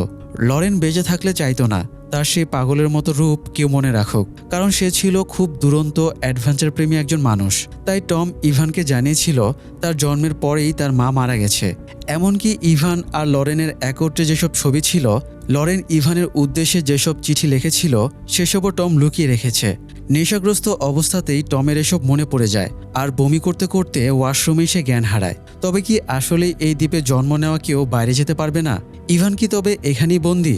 যাই হোক, উইডোজ বে নামের এই দ্বীপের একটা ভয়ানক ইতিহাস আছে, বিশেষ করে দ্বীপের প্রতিষ্ঠাতা রিচার্ডের। 4 ছেলে আর ছোট এক মেয়েকে রেখে রিচার্ডের স্ত্রী মারা যায়। দ্বীপে তার যোগ্য আর কোনো মেয়ে ছিল না যাকে সে বিয়ে করতে পারে। এই কারণে মেইনল্যান্ড থেকে এমন একটা মেয়েকে সে বিয়ের জন্য নেয় যার বিয়ে হচ্ছিল না। এই মেয়েটার নাম সারা। সারার একটা অভ্যাস ছিল ডায়েরি লেখা। জাহাজে করে উইডোজ বেদে যাওয়ার পর থেকে শুরু করে সব কিছুই সে ডায়েরিতে লিখেছিল, যে ডায়েরিটা পরবর্তীতে পাওয়া গেছে। সারার স্বপ্ন ছিল সংসার করার। এখন সংসার করার সুযোগ পেয়ে, তার উপর রিচার্ডের মতো নেতৃস্থানীয় কাউকে বিয়ে করার সুযোগ পেয়ে সারা খুবই হ্যাপি ছিল। যদিও সে রিচার্ডকে আগে কখনই দেখেনি। দ্বীপে পৌঁছানোর পর সারা দেখে কিছু ঘরের দরজায় লাল কালি দিয়ে মার্ক করা, ভেতরে অসুস্থ লোকজন। সে কিছু বুঝে উঠতে পারে না। আসলে দ্বীপে তখন এক প্রকার প্লেগ মহামারী ছড়িয়ে পড়েছিল। এর লক্ষণ হলো প্রথমে মাথা ব্যথা, এরপরে চোখ সাদা হয়ে যাওয়া, আর এরপর মানসিক ভারসাম্য হারিয়ে এসব রোগী যাকে সামনে পেত তাকেই আক্রমণ করত। অনেকটা জম্বির মতো হয়ে যেত তারা। কিন্তু রোগটা কিভাবে ছড়ায় আর কেন হচ্ছে সেই হদিস খুঁজে পাচ্ছিল না এখানকার ডাক্তার। বিয়ে পড়ানোর আগে পাদ্রী এসে সারার সাথে দেখা করে আর তাকে বলে যদি কোনো ধরনের সমস্যা হয় তাহলে যেন সারা তার কাছে গিয়ে বলে। বিয়ের সময় সারা রিচার্ডকে দেখে খুব একটা হতাশ হয় না, কারণ রিচার্ড তখনকার যুগে বলতে গেলে বেশ সুদর্শনই ছিল। বিয়ের পর রিচার্ড সারার সাথে নিজের সন্তানদের পরিচয় করিয়ে দেয়, আর বিয়ের রাতেই কোথাও একজনের প্লেগ হয়েছে শুনে বেরিয়ে যায়। পরদিন সকালে ঘুম থেকে উঠে বাইরে বেরিয়ে সারা দেখে ডেড বডি কবরে নিয়ে যাওয়া হচ্ছে। তখনই সারা এই প্লেগের বিষয় জানতে পারে। বিয়ে হলেও রিচার্ড সারার সাথে ক্লোজ হয়নি, বরং একটু দূরে দূরে নিজের কাজে ব্যস্ত থাকত। এক রাতে তো সারা বাইরে বেরিয়ে দেখে রিচার্ড শূন্য আকাশের দিকে তাকিয়ে আছে, তার হুঁশ নেই। সারা গিয়ে তাকে ডাকলে সে সারাকে ভেতরে চলে যেতে বলে। এরপরে এক রাতে এই প্লেগের বিষয়েই রিচার্ডের সাথে কথা বলতে আসে এক লোক। তার সাথে কথা বলার সময় রিচার্ড সারাকে ওপরের তলায় বেডরুমে চলে যেতে বলে, কিন্তু সারা যায়নি, বরং সিঁড়িতে দাঁড়িয়ে কথাগুলো শুনছিল। তখন সারা শোনে এজরা নামের এই লোক রিচার্ডকে তার গলায় থাকা লকেটের বিষয় জিজ্ঞাসা করছে। কেন রিচার্ড নিজের গলায় এই ছোট্ট শিশিকে ক্রুসের মতো করে চুমু খায়, কি আছে এর ভেতরে? রিচার্ড এই প্রশ্নের উত্তর না দিতে চাইলে এজরা জোর করে সেটা দেখতে যায়, আর হাতাহাতির এক পর্যায়ে রিচার্ড তাকে মেরে ফেলে। এটা দেখে ঘাবড়ে গিয়ে সারা দ্রুত বিছানায় এসে ঘুমের ভান ধরে পড়ে থাকে। রিচার্ড তখন এসে চেক করে দেখে যায় সারা আসলেই ঘুমিয়েছে কিনা। পরদিন সকালে সারা যখন ওঠে তখন দেখে রিচার্ড বাড়িতে নেই, এমনকি এজরার ডেড বডি দূরে থাক, কোথাও রক্তের ছিটেফোঁটাও নেই। এটা দেখে সে দ্রুত পাদ্রির কাছে গিয়ে ঘটনাটা জানায় আর বলে সে এই দ্বীপে থাকতে চায় না। পাদ্রি তখন সারাকে জানায় রিচার্ডের ওপর অশুভ শক্তি ভর করেছে। সে সারাকে সেদিন রাতে দরজার লক খোলা রেখে ঘুমাতে বললে সারা তাই করে। রাতে পাদ্রির পাঠানো এক লোক এসে ঘুমন্ত রিচার্ডের মাথা পাথর দিয়ে থেতলে দিতে থাকে। এটা দেখে ভয়ে চিৎকার করে সারা বেডরুমের বাইরে বেরিয়ে আসে, কিন্তু একটু পর বেডরুম থেকে সেই লোক নয়, বরং রক্তমাখা শরীরে অক্ষত অবস্থায় রিচার্ড বেরিয়ে আসে। এরপর সারাকে চুপচাপ রুমে গিয়ে প্রে করতে বলে। পরদিন সকালে ঘুম ভাঙার পর সারা বাসা থেকে বের হতে গিয়ে দেখে দরজা বাইরে থেকে লক করা। এটা দেখে সে খুব ঘাবড়ে যায়। ডাইনিং টেবিলের কিছু জিনিস নিচে ফ্লোরে পড়েছিল, সেগুলো তুলতে গিয়ে সারা বেসমেন্টে যাওয়ার গুপ্ত রাস্তা খুঁজে পায়। নিচে নেমে সে একটা গুপ্ত চেম্বার আবিষ্কার করে, যেখানে একটা চেয়ার রাখা ছিল, চেয়ারে হাত পা বাঁধার সরঞ্জাম, আর পুরো ফ্লোর রক্তাক্ত। সারার আর বুঝতে বাকি থাকে না যে কোনো অশুভ শক্তি রিচার্ডের ওপরে ভর করেনি, বরং রিচার্ডই সেই অশুভ শক্তি। তার উপর গ্রাম থেকে হুটহাট মানুষ নিখোঁজ হওয়ার ঘটনা ঘটছিল। সারা বুঝতে পারে রিচার্ডই তাদের ধরে এনে এখানে টর্চার করেছে। মাটির নিচের এই গুপ্ত পথ ধরে যেতে যেতে সারা ওপরে ওঠার মই খুঁজে পায়, আর ওপরে উঠে দেখে এটা একটা কুয়োর মুখ। সারা এখান দিয়ে বেরিয়ে সোজা পাদ্রির কাছে যায়। পাদ্রি রিচার্ডের সাথে থাকা এই অশুভ শক্তির বিরুদ্ধে একটা সংগঠন গড়ে তুলেছিল, তারাই এখানে মিটিং করছিল। সারা তাদের গিয়ে জানায় রিচার্ডকে মারতে যাকে পাঠানো হয়েছিল তাকে রিচার্ড মেরে ফেলেছে, আর রিচার্ডের ওপর কোনো অশুভ শক্তি ভর করেনি, বরং রিচার্ডই সেই অশুভ শক্তি। সারা সেদিনই মেইনল্যান্ডে ফিরে যেতে চাইলে পাদ্রি সারাকে আবারও বাড়িতে যেতে বলে। তাকে একটা বিশেষ শিশি দিয়ে সেটা রিচার্ডের পানীয়তে মিশিয়ে তাকে নিঃশেষ করে দিতে বলে। সারা যেতে না চাইলে পাদ্রি তাকে বলে তাকে ফিরে যেতে হবে, না হয় রিচার্ডকে হারানো যাবে না। রিচার্ডের ছেলেমেয়েগুলোকেও ওখান থেকে সারাকেই বাঁচিয়ে আনতে হবে। হয়তো ঈশ্বর সারাকে মেইনল্যান্ড থেকে এই কাজের জন্যই এখানে পাঠিয়েছেন। পাদ্রির কথায় সারা কনভিন্স হয় আর ভয়ে ভয়ে আবারও ফিরে যায়। সেদিনই সারা ডায়েরির সেই পৃষ্ঠাটা লিখেছিল যেটা উইক খুঁজে পেয়েছে। লেখার সময় রিচার্ড সারাকে দেখে ফেলে আর সারা ডায়েরি নিয়ে পড়তে শুরু করে। তখন সারা ছেলে মেয়ে সবাইকে সেখান থেকে চলে যেতে বলে ইন্টিমেট হওয়ার নাম করে রিচার্ডের কাছে যায়, আর তার ড্রিঙ্কে পাদ্রির দেওয়া সেই বিষ মিশিয়ে দেয়। রিচার্ড ড্রিঙ্ক খানিকটা খেয়ে সারাকেও খাওয়াতে গেলে সারা সেটা ফেলে দেয়। তখন রিচার্ড বুঝে যায় এতে কিছু মেশানো ছিল, এই কারণে সে সারাকে গলা টিপে মারতে যায়। রিচার্ড নিজের আগের স্ত্রীকেও খুন করেছিল, যেটা তার ছেলে দেখেছিল। সেই ছেলে এসে রিচার্ডের মাথায় আঘাত করে সারাকে বাঁচায়।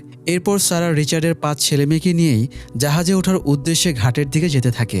এদিকে রিচার্ডের শরীরে তখন শক্তি ছিল না। পাদ্রির টিম এসে রিচার্ডকে ধরে নিয়ে সিমেট্রিতে যায়। তাকে জ্যান্তই কফিনে ভরে ফেলে, কারণ তাকে মারা সম্ভব ছিল না। আসলে রিচার্ড জাহাজডুবি হয়ে এই দ্বীপে এসেছিল। তখন এই দ্বীপে শীতকাল, চারিদিকে বরফ আর বরফ, খাওয়ার কিছু নেই। রিচার্ড কিছু মাশরুম পেয়ে খেতে গেলে ডেভিল রূপী কিছু একটা এসে তার সাথে চুক্তি করে। রিচার্ড সেই যাত্রায় বেঁচে যায়, আর যতদিন সে এই দ্বীপে থাকবে ততদিন তার মৃত্যু হবে না। সেই চুক্তির স্বাক্ষরের কাগজটাই রিচার্ড শিশিতে করে গলায় পড়েছিল।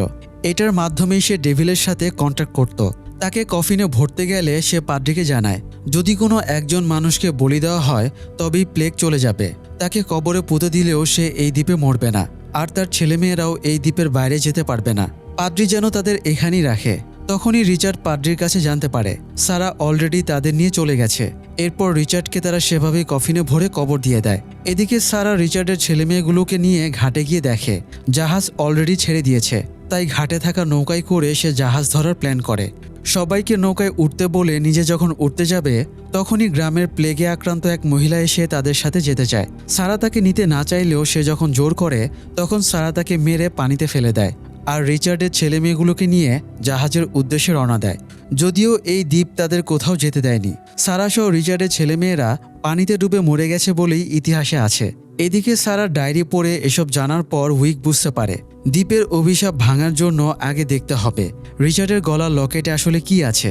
কারণ লকেটে কি আছে সেসব সারার ডায়েরিতে লেখা ছিল না। এই কারণে উইক আর প্যাট্রিশিয়া মিলে গিয়ে রিচার্ডের কফিন কবর থেকে খুঁড়ে তুলে ফেলে। তবে কি এবার এই দ্বীপের রহস্যের সমাধান হতে যাচ্ছে? যাই হোক, প্রায় একদিন অজ্ঞান থাকার পর টমের জ্ঞান ফিরে আসে। তখনই প্যাট্রিশিয়া আর উইক টমকে কল করে হিস্টোরিক্যাল সোসাইটিতে ডেকে নেয়। তখন বেশ রাত। টম গিয়ে জানতে পারে উইক কবর খুঁড়ে রিচার্ডের কফিন তুলে এনেছে। আর সবচেয়ে অবাক করা বিষয় হলো এই 200 বছর পরেও কফিনের ভেতর রিচার্ড বেঁচে ছিল। এটা শুনে টম একেবারে অবাক হয়ে যায়। প্যাট্রিশিয়া তাকে জানায় তারা রিচার্ডের লকেট খুলে নিয়েছে। রিচার্ড মুখে কথা বলতে না পারলেও লিখে লিখে তার সাথে যোগাযোগ করা যাচ্ছে। রিচার্ড এই লকেটের বিষয়ে একমাত্র তাকেই বলবে, যে বর্তমানে এই দ্বীপের লিডার। এ কারণেই টমকে তাদের প্রয়োজন। রিচার্ড ওপরে একটা রুমে ছিল। প্যাট্রিশিয়ার কাছ থেকে খাতা কলম আর উইকের কাছ থেকে সেই লকেট নিয়ে ওপরে যায় টম। প্রাথমিক পরিচয়টা লিখে শেষ করার পর রিচার্ড হঠাৎ কথা বলে ওঠে। সে তার কথা বলার শক্তিও ফিরে পেয়েছে। এই 200 বছরের শরীর নোংরা আর ফ্যাকাশে হওয়া ছাড়া অন্য কোনো ক্ষতি তার হয়নি। রিচার্ডই টমকে এই দ্বীপের অভিশাপের ইতিহাস জানায় যে সে কোনো খাবার না পেয়ে মাশরুম খেয়েছিল, আর মাশরুম খাওয়ার পরেই এই দ্বীপটা তার সাথে যোগাযোগ করেছিল।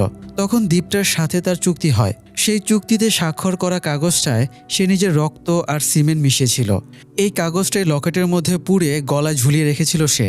রিচার্ড জানায় এই 200 বছরে সে শুধু ভেবেছে তার সন্তানেরা সমুদ্রে কিভাবে মারা পড়েছে, কারণ তাদের বংশ অভিশপ্ত হয়ে গেছে।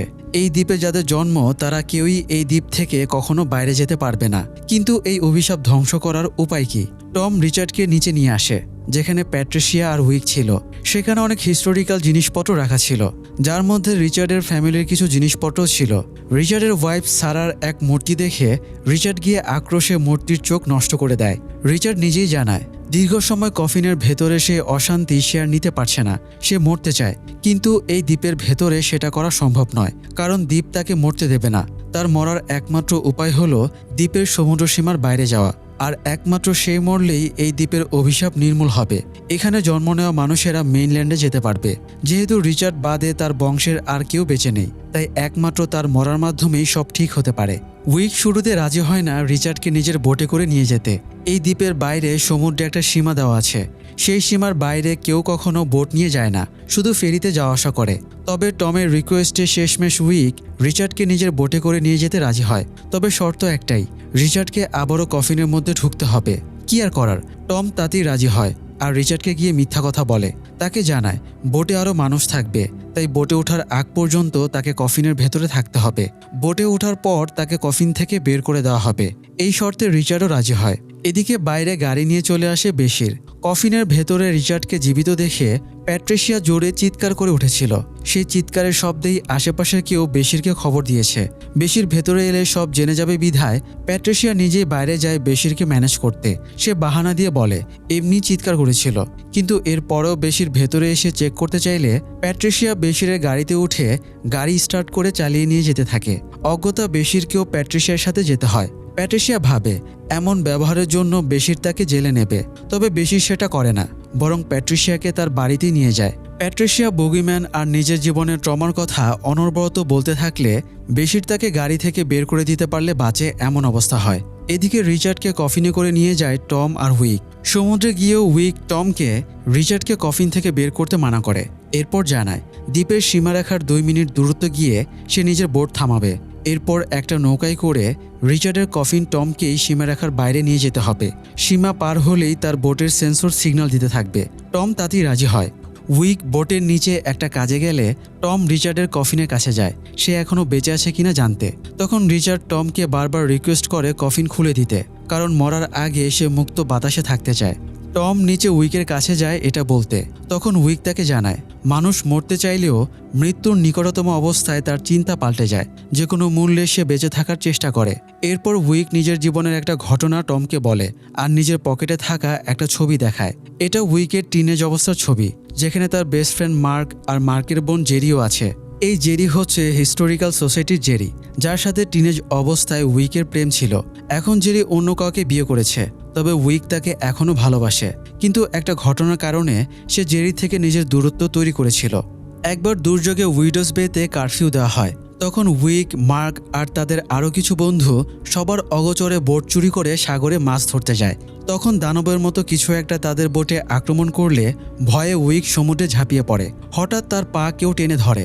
উইক দেখতে পায় সেটা মার্ক, আর মার্ককে সেই দানবটা টেনে পানির নিচে নেওয়ার চেষ্টা করছে। উইক নিজেও মার্কের সাথে পানির নিচে তলিয়ে যাচ্ছিল। এই কারণে সে মৃত্যু মুখে নিজের বেস্ট ফ্রেন্ডকে ধাক্কা মেরে নিজের থেকে ছাড়িয়ে দেয়। এরপরে নিজে বেঁচে ফেরে। এই ঘটনার পর থেকে উইক আসলে মৃত্যু পথযাত্রী কাউকে বিশ্বাস করতো না। মৃত্যুর আগে রিচার্ডের চিন্তাও পাল্টে গিয়ে সে যদি বাঁচার চেষ্টা করে সেই ঝামেলা এড়াতেই তাকে কফিন থেকে বের করছে না উইক। এই ঘটনা শুনে টম ব্যাপারটা বুঝতে পারে, কিন্তু ততক্ষণে দেরি হয়ে গেছে। সে অলরেডি ওপরে গিয়ে রিচার্ডকে ছেড়ে দিয়ে এসেছে। উইক আর টম ওপরে এসে দেখে রিচার্ড খাবার খাচ্ছে। এমন সময় আচমকা বোট দুলে ওঠে আর বোটের সাথে লাগানো নৌকাটা ছুটে যায়। রিচার্ড খেতে খেতে বলে এতক্ষণ সে ভাবছিল মৃত্যুর আগে সে কি করবে, নিজের সন্তানের কথা ভাববে, মায়ের কথা ভাববে, নাকি বাঁচার চেষ্টা করবে। এটা বলেই সে জানায় সে বাঁচতে চায় আর টমকে আঘাত করে। আঘাত পেয়ে টম পড়ে গেলে উইক রিচার্ডকে অ্যাটাক করে। এক পর্যায়ে উইকও দুর্বল হয়ে পড়ে। এবারে রিচার্ড টমকে ধরতে আসে। অস্ত্রের সাহায্যেও টম রিচার্ডের সাথে পেরে উঠছিল না। তখন উইকও এসে তার সাথে যোগ দেয়। দুজনে মিলে ধস্তাধস্তি করে কোনো রকমে রিচার্ডকে কফিনে ঢোকায় আর টম কফিনের ওপরে চেপে ধরে যাতে রিচার্ড বের হতে না পারে। এদিকে এই ধাক্কাধাক্কিতে উইক পানিতে পড়ে যায়। এমন সময় বোট দ্বীপের লাইন পার করে আর রিচার্ডের বডি একদম ধুলোয় পরিণত হয়, শুধু কিছু হাড় অবশিষ্ট থাকে। দ্বীপের লাইন পার হওয়ার পর বোট উত্তালাচরণ শুরু করে। টম এটা ম্যানেজ করতে পারছিল না। সৌভাগ্যক্রমে পানিতে পড়েও উইক বেঁচে যায়। সে উঠে এসে বোটের নিয়ন্ত্রণ নিজের হাতে নিয়ে নেয় আর আবারও দ্বীপের দিকে ফিরে আসতে শুরু করে। তারা ভাবে সব অভিশাপ শেষ হয়ে গেছে আর টম আসলে এবার সাহসিকতার একটা কাজ করেছে। দুজনে ডিসিশন নেয় ফিরে গিয়ে বেশ ভালো রকম খাওয়া দাওয়া করবে। এদিকে টম বাড়িতে না থাকায় ইভান নিজের বান্ধবী কেলিকে নিয়ে বাড়িতে আড্ডা দিচ্ছিল। তখন কেলি জানায় সেদিন রাতে টম কেমন অদ্ভুত আচরণ করছিল। এর কারণ কি সেটা খুঁজে বের করতে কেলি ইভানের নিষেধ সত্ত্বেও টমের বেডরুমে যায়। সেখানে ঘাটাঘাটি করে তালা দেওয়া একটা বাক্স খুঁজে পায়। কেলি বাক্সের ভেতরে কি আছে দেখার জন্য তালা খোলে। তখন ইভান সেখানে নিজের মায়ের সাথে নিজের ছোটবেলার ছবি খুঁজে পায়, চিঠি খুঁজে পায়। বুঝতে পারে তার মা তার জন্মের সময় মারা যায়নি, টম তাকে মিথ্যা কথা বলেছে। সে এই বিষয়ে কথা বলতে টমের অপেক্ষায় থাকে। তবে কি এবার ইভানের সাথে টমের সম্পর্কে টানাপোড়েন তৈরি হতে চলেছে? যাই হোক, সেদিন সমুদ্র থেকে ফিরে এসে প্যাট্রিসিয়া, টম আর উইক একসাথে খাবার খায়। এরপর উইক নিজের কাজে চলে যায় আর টম ইভানের জন্য খাবারের পার্সেল নিয়ে চলে আসে। প্যাট্রিসিয়াও রাতের খাবারের পার্সেল নিয়ে নিজের বাসায় চলে যায়। এই রেস্টুরেন্টে ক্যাথি নামের যে বয়স্ক মহিলা কাজ করে সে খুবই স্লো। মজার ব্যাপার হচ্ছে সে মাঝে মাঝে একজনের খাবারের অর্ডার আরেকজনকে দিয়ে দেয়। দ্বীপের অভিশাপ কেটে যাওয়ার আনন্দে টম তার আর ইভানের জন্য সক্সের টিকিট কাটে। ইভানের বেসবল খেলা দেখার খুব শখ, এই কারণে টম প্ল্যান করেছে মেইনল্যান্ডে গিয়ে সর্বপ্রথম ইভানকে নিয়ে বেসবল খেলা দেখবে। টাউন হলে গিয়ে রুথের কাছে সে জানতে পারে দুদিন ধরে তার কোনো খোঁজ না থাকায় অনেকেই তাকে খুঁজছে। সে জানায় সে ঠিক আছে, কেউ যেন চিন্তা না করে। এরপর এই সারপ্রাইজ টিকিট নিয়ে সে যখন বাসায় আসে তখন দেখে ইভান নিজের মায়ের বিষয়ে সব জেনে গেছে আর তার ওপর রাগ করে আছে। কি আর করার, অজ্ঞতা টম লরেনের সব ঘটনা ইভানকে জানায়। এটাও বলে লরেনের বেঁচে থাকার বিষয়ে সে তাকে কেন জানায়নি। তখন ইভান নিজের বাবাকে বুঝতে পারে। টম তাকে মেইনল্যান্ডে নিয়ে যাওয়ার কথা বলে সক্সের টিকিট দেখালে সে আরও বেশি খুশি হয়। বহুদিন পর বাবা আর ছেলে একসাথে খাওয়া দাওয়া সহ কোয়ালিটি টাইম স্পেন্ড করতে থাকে। এদিকে উইক জেরির বাসায় যায় জেরির সাথে সম্পর্ক সে কেন নষ্ট করেছিল সেটা জানানোর জন্য, অর্থাৎ মার্কের মৃত্যুর পেছনে তারও কিছুটা দায়ভার আছে সেটা বলতে। কিন্তু কথার মাঝখানে সেখানে জেরির হাজব্যান্ড চলে আসায় সে আর কিছু বলতে পারে না। তবে আসার সময় দেখে হিস্টোরিক্যাল সোসাইটিতে বগিম্যানের যে জিনিসপত্র রাখা ছিল সেটা চুরি হয়ে গেছে। জেরি জানায় তাদের ধারণা বগিম্যানের গল্প শুনে ট্যুরিস্ট কোনো ছেলে মেয়ে এই কাজ করেছে। উইক দ্রুত বগিম্যানের বাসায় যায়, গিয়ে দেখে সেখানকার দরজাও খোলা। এটা দেখে তার আর বুঝতে বাকি থাকে না যে বগিম্যান ছাড়া পেয়ে গেছে। আর যেহেতু সেবার প্যাট্রিশিয়া বগিম্যানের হাত থেকে বেঁচে গিয়েছিল, তার মানে এবারে এটার মেইন টার্গেট হবে প্যাট্রিশিয়া। উইক দ্রুত প্যাট্রিশিয়ার বাড়ির দিকে যেতে থাকে। এদিকে প্যাট্রিশিয়া তখন রাতে খাওয়ার জন্য বসেছে। খাবারের প্যাকেট খুলে সে দেখে সে যা অর্ডার করেছিল তার কিছুই সেখানে নেই, এমনকি ঠিকঠাক মতো খাবারই নেই। এই কারণেই সে সেই রেস্টুরেন্টে কল করে অভিযোগ করে। এমন সময় হঠাৎ বাইরে তার বইয়ের ভ্রাম্যমান ট্রাকের হর্নের শব্দ হয়। বাইরে বেরিয়ে সে দেখে কিছুই নেই। এরপর বাসায় ঢুকে সব লাইট অফ করে ওপরের তলায় বেডরুমের দিকে যায়, কিন্তু একটা অন্ধকার রুমের শব্দ পেয়ে সেদিকে এগিয়ে যায় সে। নিঃশ্বাসের শব্দ শুনে সে বুঝতে পারে ভেতরে কেউ আছে। এই কারণে চুপি চুপি বাসা থেকে বেরিয়ে আসে। বাইরে রাস্তায় এসে দাঁড়িয়ে সে বাড়ির দিকে তাকিয়েছিল। এমন সময় বাড়ির দরজা দিয়ে ভেতর থেকে ছুরি হাতে বেরিয়ে আসে বগিম্যান। বগিম্যানকে দেখে প্যাট্রিশিয়া চিৎকার করতে করতে দৌড়াতে থাকে আর বগিম্যান তার পিছু নেয়। হেল্পের জন্য আশেপাশের সব বাড়িতে গিয়েই প্যাট্রিশিয়া দরজা ধাক্কায়, কিন্তু এত রাতে সবাই ঘুমিয়ে পড়েছিল বিধায় কেউ বের হয় না। শেষে ক্রিসের বাড়ির সামনে এলে সে সেখানে গিয়ে নক করে। ক্রিস দরজা খুলে দেয়। ভেতরে সে আরও কিছু মেয়েকে নিয়ে বুক ক্লাবের আলোচনা করছিল। প্যাট্রিশিয়া ভেতরে ঢুকে দরজা লক করে দিয়ে বগিম্যানের কথা বললে সবাই ভাবে সে অ্যাটেনশন পাওয়ার জন্য নাটক করছে। প্যাট্রিশিয়া তাদের বাড়ির পেছনের দরজা বন্ধ করতে বললে তারা সেটা করেই না, উল্টো প্যাট্রিশিয়াকে বের করে দেয়। প্যাট্রিশিয়ার হাতে একটা ইলেকট্রিক শক দেওয়ার যন্ত্র ছিল, সেটাতে চার্জ না থাকায় প্যাট্রিশিয়া ক্রিসের বাড়িতে ঢুকেই আগে সেটা চার্জে লাগিয়েছিল। বের হওয়ার সময় সে রাগ করে ক্রিসকে ইলেকট্রিক শক দিয়ে বের হয়। বাড়ির বাইরে এসে ওপর দিকে তাকিয়ে সে দেখে ক্রিসের বাড়ির দোতলার একটা রুমের জানালা দিয়ে বগিম্যান তাকিয়ে আছে। সে কিছু বুঝে ওঠার আগেই বগিম্যান ওপর থেকে লাফিয়ে পড়ে। দৌড়ে পালাতে গিয়ে প্যাট্রিশিয়া সেই ইলেকট্রিক শক দেওয়া যন্ত্রের তারে পা বেঁধে পড়ে যায়। বগিম্যান এসে যেই তাকে ছুরি দিয়ে আঘাত করবে তখনই একটা গাড়ি এসে এটাকে হিট করে। গাড়িটা অ্যাম্বুলেন্স ছিল। প্যাট্রিশিয়া জ্ঞান ফেরার পরে দেখে নার্স বগিম্যানকেও জাগিয়ে তোলার চেষ্টা করছে। প্যাট্রিশিয়া কিছু বলার আগেই বগিম্যান উঠে বসে আর সেই নার্সের গলায় ছুরি চালিয়ে তাকে মেরে ফেলে। ঘটনা দেখে প্যাট্রিশিয়া আর অন্য নার্স দৌড়ে পালায়। পেট্রোল ফিলিং স্টেশনে গিয়ে প্যাট্রিশিয়া একটা লাইন অন করে দিতে বলে। তখন সেখানকার শপে বেশিরও ছিল। প্যাট্রিশিয়া পুরো রাস্তায় অনেকটা পেট্রোল ঢেলে দেয়। বগিম্যান সেই জায়গায় এলে সে আগুন জ্বালিয়ে দেয়, যেটা গিয়ে বগিম্যানের শরীরও লাগে। স্টেশনের শপকিপার ভাবে প্যাট্রিশিয়া কোনো মানুষের শরীরে আগুন লাগিয়েছে। সে দ্রুত আগুন নেভানোর জন্য আসে আর বগিম্যানের শরীরে আগুন নিভিয়ে দেয়। বগিম্যান তার গলা চেপে উপরে তুলে ধরে। ঘটনা দেখে বেশির রাইফেল নিয়ে বের হয় আর বগিম্যানকে নির্দেশ দেয় লোকটাকে ছেড়ে দিতে। বগিম্যান লোকটাকে অনেক দূরে ছুঁড়ে মারে। এটা দেখে বেশির স্তব্ধ হয়ে যায়, নড়ার শক্তিও হারিয়ে ফেলে। বগিম্যান বেশিরের হাত থেকে রাইফেল ছুঁড়ে ফেলে দিয়ে তাকে ছুরি দিয়ে আঘাত করে। এমন সময় প্যাট্রিশিয়া সেই রাইফেল তুলে নিয়ে গুলি করে বগিম্যানকে মেরে ফেলে। অ্যাম্বুলেন্স এসে বেশির আর বগিম্যান দুজনকেই নিয়ে যায়। পুরো রাস্তা ধরে প্যাট্রিশিয়া বগিম্যানের মাথায় বন্দুক তাক করেছিল। যতক্ষণ না বগিম্যানের দেহ আগুনে পুড়ে ছাই করা হয় ততক্ষণ সে সেভাবেই বন্দুক তাক করে দাঁড়িয়েছিল। বগিম্যানের গল্প এখানে শেষ হয়, কিন্তু বগিম্যান কয়েকজনকে আহত করে রেখে যায়। এরপর প্যাট্রিশিয়া বেশিরের সাথে দেখা করতে যায়। গিয়ে দেখে বেশিরের স্ত্রী শেলও সেখানে এসেছে। তাকে দেখে শেল কেবিন থেকে বের হয়ে যায়। বেশির কাউকেই শেলের প্রেগনেন্সির বিষয় জানায়নি। সে টমের স্ত্রীর প্রেগনেন্সির সময়কার ঘটনা জানত। এই কারণে শেলের ডেলিভারি ডেট আসার আগে চুপিসারে সরে যেতে চেয়েছিল। প্রেগনেন্ট শেলকে দেখে প্যাট্রিশিয়া বেশিরকে তৎক্ষণাৎ শেলকে নিয়ে মেইনল্যান্ডে চলে যেতে বলে। এদিকে উইক প্যাট্রিশিয়ার বাড়িতে এসে তাকে খুঁজে না পেয়ে টমের বাড়িতে যায়। টম তখন ইভানের সাথে আড্ডা দিচ্ছিল। উইক দরজা নক করার পর টম যখন দরজা খুলে দেয় তখন বাইরে ঝড় উঠে গেছে। উইক তাকে জানায় দ্বীপের অভিশাপ এখনও কাটেনি। তাহলে কিভাবে কাটবে দ্বীপের অভিশাপ? যাই হোক, কয়েক শতাব্দী আগে 1702 সালে সারা যখন রিচার্ডের সন্তানদের নিয়ে নৌকা করে যাচ্ছিল তখন হঠাৎ ঘূর্ণিঝড় শুরু হয়। চারিদিকে কুয়াশায় ঢেকে এমন এক ভীতিকর পরিস্থিতি তৈরি হয় যে সবাই ভয় পেয়ে যায়। রিচার্ডের ছেলে মেয়েদের নাকমুখ থেকে হঠাৎ রক্ত ঝরতে শুরু করে। এরপর নৌকা ডুবে সারাসহ সবাই মারা যায়। এখন আবার নতুন করে তেমনই এক প্রলয়ঙ্কারী ঘূর্ণিঝড় শুরু হয়েছে উইডোজ বেতে। টম প্যাট্রিশিয়ার সাথে টাউন হলে নিজের অফিসে বসেছিল। ঝড়ের অবস্থা বেগতিক দেখে প্যাট্রিশিয়া টমকে পরামর্শ দেয় ইমার্জেন্সি সাইরেন অন করার জন্য। তবে টম সেটা করতে চাইছিল না, কারণ মাত্র এখানে ট্যুরিস্ট আসা শুরু হয়েছে। এই অবস্থায় যদি এমন সিচুয়েশন তৈরি হয় তাহলে শুরুর আগেই সব শেষ হয়ে যাবে। সবকিছু যখন ঠিকঠাক এগোচ্ছিল তখন এমন সিচুয়েশন তৈরি হওয়ায় টম রেগে যায়। রাগের মাথায় প্রথমে দেয়াল থেকে একটা ক্যালেন্ডার নিয়ে ছেঁড়ার চেষ্টা করে সে, কিন্তু পারে না। কি করবে ভেবে না পেয়ে আছাড় মারার জন্য দেয়াল থেকে একটা বিশাল বড় পেন্টিং টেনে তোলে, কিন্তু এটা এতটাই বড় ছিল যে এটার ভারে টম এটার নিচে চাপা পড়ে যায়। পেন্টিংটা ছিল একজন ফিশারম্যান আর তার স্ত্রী ফ্রান্সেসের। কথিত আছে এই ফিশারম্যান 50 বয়সী ছিল আর ফ্রান্সিস মাত্র 14 বছর বয়সী তার প্রেমে পড়েছিল। টম এটার নিচে চাপা পড়ে গেলে প্যাট্রিশিয়া এটাকে তুলতে এগিয়ে আসে।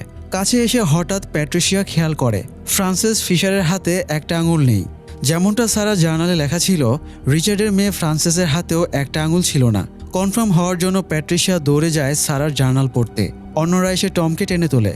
প্যাট্রিশিয়া কনফার্ম হয়ে এসে টমকে এই ঘটনা জানায়। টম তখন বুঝতে পারে রিচার্ডের মেয়ে ফ্রান্সিসের মাধ্যমেই রিচার্ডের ব্লাড লাইন হয়তো এখনও বেঁচে আছে, যে কারণে দ্বীপের অভিশাপ তখনও শেষ হয়নি। টম তখন ইমার্জেন্সি সিচুয়েশন বুঝতে পেরে সাইরেন অন করার নির্দেশ দেয়।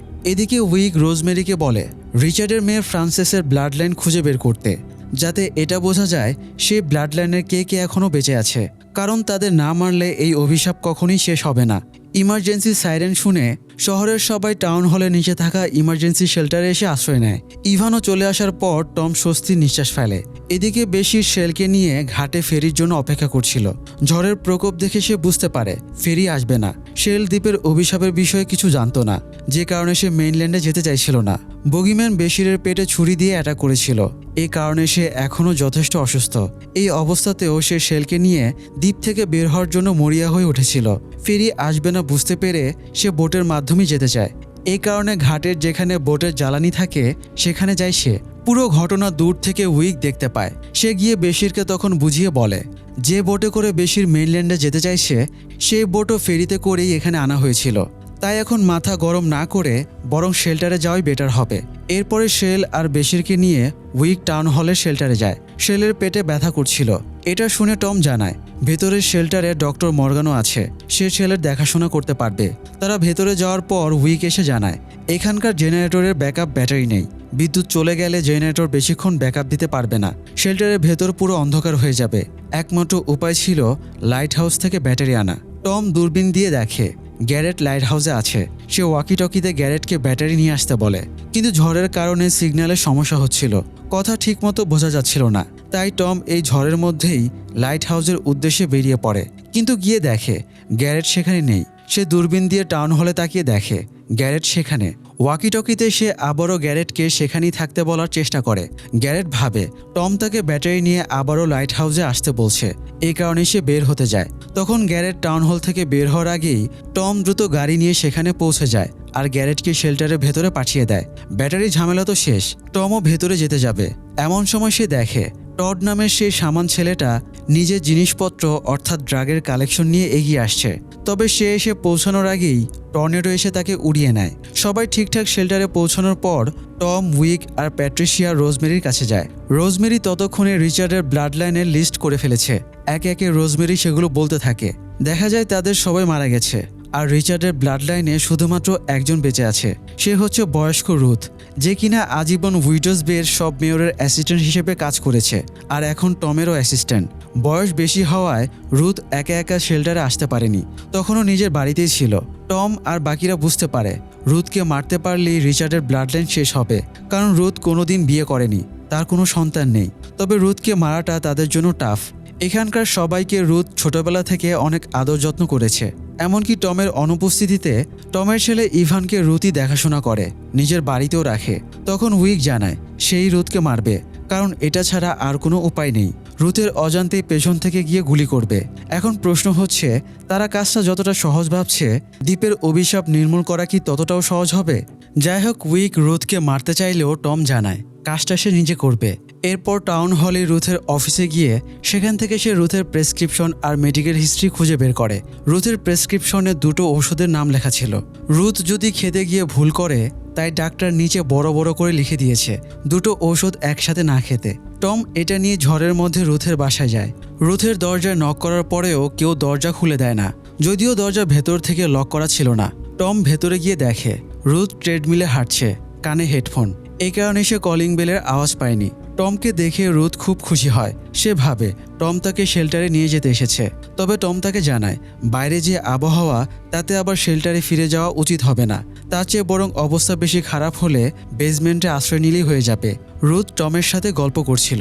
যে মানুষটার সাথে এত দীর্ঘ একটা সময় কাটিয়েছে, তাকে মারার কথা ভাবতেও পারছিল না টম।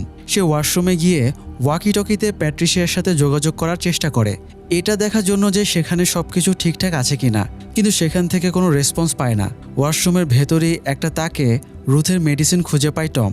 যে 2টো মেডিসিন রুথের একসাথে খাওয়া নিষেধ, সেই দুটোই সে নিজের রুমালের মধ্যে নিয়ে নেয়। গিয়ে দেখে রুথ চা বানাচ্ছে। রুথ নিজের বাগানে অনেক ধরনের গাছই লাগাতো, সেখান থেকে হার্বাল চাও সে বানিয়েছে। রুথ টমকে 2টো চায়ের কথা বলে জিজ্ঞাসা করে সে কোনটা খেতে চায়। টম যে চায়ের কথা বলে, রুথ জানায় সেটা হতে 30 মিনিট সময় লাগবে। এটা শুনে টম আবার অন্য চা খেতে চায়, যেটা বানাতে কম সময় লাগবে। রুথ জানায় অলরেডি সে চা বসিয়ে দিয়েছে, এখন আর সে চা নষ্ট করতে চায় না। রুথ এই 30 মিনিটে টমকে নিজের বাড়ি ঘুরিয়ে দেখাতে চায়। টম রুথের সাথে ঘুরে ঘুরে সব দেখছিল। তার প্ল্যান হচ্ছে রুথের চায়ের মধ্যে এই মেডিসিন মিশিয়ে দেওয়া, কারণ সরাসরি সে রুথকে মারতে পারবে না। রুথের বাসায় ইভানের জন্য আলাদা একটা রুমই ছিল, কারণ ইভান টনের অনুপস্থিতিতে মাঝে মাঝে এখানে এসে থাকতো। টম দেখে রুমের মধ্যে জানালার কাছে মই রাখা। সে রুথকে জিজ্ঞাসা করে এটা এখানে কেন? রুথ জানায় এটা ইভান রাখতে বলেছে, যাতে কখনো আগুন লাগলে সে জানালা দিয়ে পালাতে পারে। টম বুঝতে পারে ইভান রুথকে বোকা বানিয়েছে। সে মূলত রাতে এখান দিয়ে পালিয়ে বন্ধুদের সাথে আড্ডায় যেত। এদিকে শেল্টারে মাঝে মাঝে লোকজন বিভিন্ন বিষয়ে খেপে যাচ্ছিল। রোজমেরি, উইক আর প্যাট্রিশিয়ার পক্ষে সামাল দেওয়া মুশকিল হয়ে পড়ছিল। এই শেল্টারটা বহু আগে বানানো, এই কারণে অনেকটা নোংরা হয়ে আছে, আর খাবারের সাপ্লাইও কম ছিল। কিন্তু কি আর করার, খাবারের সাপ্লাই কম আছে সেটা প্যাট্রিশিয়ার লোকদের জানতে দেয় না, কারণ তারা ভীত হয়ে পড়বে। প্যাট্রিশিয়ার ডেলকে নির্দেশ দেয় স্টোরেজ থেকে বোর্ড গেম খুঁজে আনতে, যেগুলো নিয়ে ব্যস্ত থাকলে মানুষ ঠান্ডা থাকবে। শেল্টারে স্থানীয় লোকজন আর ট্যুরিস্ট সহ মোট 137 জন মানুষ ছিল, আর খাবার ছিল 200 জনের মতো। ঝড় কয়েকদিন থাকলে কোনোভাবেই সেই খাবার দিয়ে ব্যাকআপ দেওয়া সম্ভব না। সবচেয়ে বড় সংকট হলো পানির। পানি একেবারেই কম ছিল। ডেল স্টোররুমে গিয়ে কিছু ফিল্ম খুঁজে পায়। পর্দায় একটা প্লে করে দেখে, সেখানে একটা লোক শেল্টারে মানুষজনকে কিভাবে নিয়ন্ত্রণ করতে হবে সেটা বলছে। সে বলতে গেলে একদম সম্মোহিত হয়ে এটা দেখতে থাকে। এদিকে সবাইকে কম্বল বিতরণ করতে গিয়ে প্যাট্রিশিয়া একটা নোটের ছোট্ট অংশ খুঁজে পায়, যেটার মধ্যে লেখা ছিল যদি তুমি এটা খুঁজে পাও তাহলে আমি অলরেডি মরে গেছি। অন্যদিকে ডক্টর মর্গান শেলকে চেক করে আলাদাভাবে বেশিরকে জানায় শেলের আজ রাতেই ডেলিভারি হবে, যদিও ডেলিভারি ডেট ছিল আরও 7 সপ্তাহ পরে। সে কি করবে ভেবে পায় না। এদিকে টমকেও কোথাও খুঁজে না পেয়ে সে প্যাট্রিশিয়াকে জিজ্ঞেস করে টম কোথায়। এর আগেও সে কয়েকবার জিজ্ঞাসা করে কোনো উত্তর পায়নি। প্যাট্রিশিয়া আসলে তাকে কিছু জানাতে চাইছিল না। তখন রোজমেরি বেশিরকে জানায় টম রুথের বাসায় আছে, আর কেন আছে সেটাও জানায়। বেশির দেখে বাইরের লোকজন ধীরে ধীরে উত্তপ্ত হয়ে উঠছে। সে ডক্টর মর্গানকে নির্দেশ দেয় কেভিন ভেতর থেকে লক করে শেলের কাছে থাকতে, বাইরে যা কিছুই হোক বের না হতে। এরপর শেলের মানা করা সত্ত্বেও বেশির রুথের বাসার উদ্দেশ্যে বের হয়ে যায়। এদিকে ইভান নিজের বন্ধু পিজে আর কেলির সাথে ছিল। পিজে এসে জানায় সে গুপ্ত একটা জায়গা পেয়েছে যেখানে গিয়ে স্মোক করা যাবে। কেলি আর ইভান তার সাথে যায়। গিয়ে দেখে নিচের দিকে যাওয়ার সিঁড়ি। সেখানে তারা একটা টানেল খুঁজে পায়। টানেল ধরে যেতে যেতে তারা সেই রুমে গিয়ে পৌঁছায় যেখানে রিচার্ড চেয়ারে বেঁধে লোকজনকে টর্চার করত। এই রুমের এক পাশে মাটির নিচের দিকে যাওয়ার একটা বিশাল কাঠের দরজা ছিল, যেটা কিনা বন্ধ করা। তারা তো আর এই বিষয় জানতো না, তাই এখানে বসে মজা করা, আড্ডা দেওয়া শুরু করে। এদিকে টম রুথের সাথে কথা বলছিল। রুথ নিজের অ্যালবাম খুঁজে বের করে পুরনো দিনের ছবি দেখাচ্ছিল টমকে। টম জানতে পারে রুথের এই বাড়িটা রুথের বাবারই তৈরি করা। রুথের জীবনে ঘটে যাওয়া অনেক ট্র্যাজেডির কথাও সে শোনে। টম দ্বিধায় ভুগছিল কি করবে। সে একটা বক্সে কিছু জিনিসের মধ্যে একটা ব্রোচ দেখতে পায়।